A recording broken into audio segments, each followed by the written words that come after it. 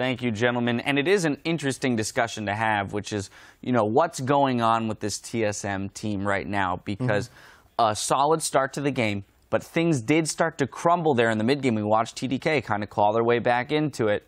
Yeah. I understand that they're like trying Echo and stuff like that, but using we're trying and looking at play further on, like international play, that only works for so long. You have to pull out these victories in a convincing manner because TSM just look really sloppy right now. Really sloppy. Yeah, and it's interesting because the slow-paced holding pattern TSM seems to be one of, if not the best in the league. Right, against Dignitas, they were slowly accruing leads through the laning phase and sitting around. Against TDK, same thing happens. They're slowly accruing these leads, and that's fine. What seems to happen, though, is some of these members of TSM seem to lack focus. I know people criticize Wild Turtle for it a whole lot, but it's happening to Bjergsen as well. It's happening to Santorin. People are just kind of a little bit too far up, and these teams that are running a lot of heavy engage, yesterday it was Sivir, today it was Gragas and Malphite with the Yasuo, teams are really tenacious, and they will willingly go for those pickoffs, and if TSM aren't ready to be in a battle that second, then it's going to be bad. If you want to expand on that a little bit further, maybe that means TSM needs a bit better vision control. You can't just never be on the same screen as Gragas. That's unrealistic. But if we look closer at the game, we can probably see what are things that TSM could really do to make sure these mistakes don't happen as much. Well, I feel like having your tank line in front or having somebody at least guard for them and having at least a formation as at least something that even resembles a formation would be good for them. Because when you have Wild Turtle looking like a frontliner and Bjergsen looking like a frontliner and being the first people into the fight, yesterday and today, Bjergsen and Wild Turtle were almost giving up the game. Because you saw, yesterday, Bjergsen running in after Wild Turtle gets caught. Wild Turtle, this game, getting caught, Bjergsen following it afterwards. He got a great 4-man ulti, but the fact that these are happening and it's not just a one-time mistake is very worrisome. Because it's also a mistake they made versus Cloud9, first game of the season, where they're being overly aggressive, because teamfight used to be their forte, right? Yeah, sure. Now it's all fallen to the wayside because of positional errors before the teamfight. Yeah, that's true. I mean, and TSM, for the most part, are still team fighting rather well. Right? These guys are 4-2. They're in second-ish place, right? They're in that second sort of tier of ties.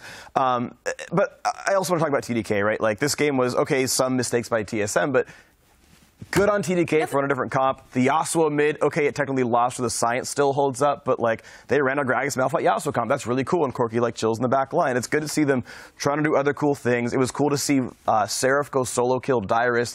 He's obviously an LCS class top laner, being allowed to play his own style of champions, and it's working. You even heard Dyrus talk about Seraph at the beginning of the game, saying that this guy made it back into the LCS on his own talent and ability. He does deserve to compete with the best. I do want to continue to hit on your point about TDK bringing out this composition, because it's an interesting point of attack against this TSM team that is developing a pattern of losing focus, of leaving themselves open to catch. So as we watch teams pick up Sivir against them, which was banned out this time around, the Malphite, these solid engaged teams, it's a weakness that I think TSM really needs to shore up. Yeah, and I really like the Sivir ban here because it's sorry, Sivir was banned this game? I'm going to look. Hold on. Never mind. I take that back. You're feeding me false information. I am feeding you false info. It just wasn't picked. I'm like, that sounds like a great idea. They should ban Sivir. They should have done that. Nobody picked Sivir, so that's completely aside. But yeah, the fact that they have this weakness now that they're trying to work on, I don't know if it's going to get better by trying to cover it up with bans, if they were throwing bans like that out, but being able to at least dive into it a couple times and fail is a good way to kind of shore that up, because now they're going to have a bunch of replays to look at and now a lot of experience with it. We'll see what TSM can do to shore up those weaknesses. Before we head to break, we do want to make a quick clarification on the Azir and Varus interaction that happened in Game 1. So, Zyrene, I know you have some insight into that. Yeah, so the way that the physics work in League of Legends is Alistar Headbutt is possible because it's a knockback into a knock-up. So the momentum of the knockback is stopped by the knock-up. What happened was Bishu on Azir dives in, not Bishu, sorry, Slushy. Yeah, Slushy on Azir dives in. His E, the knockup, actually doesn't make contact before his Emperor's Divide does. So Emperor's Divide hits, and then that knockback is canceled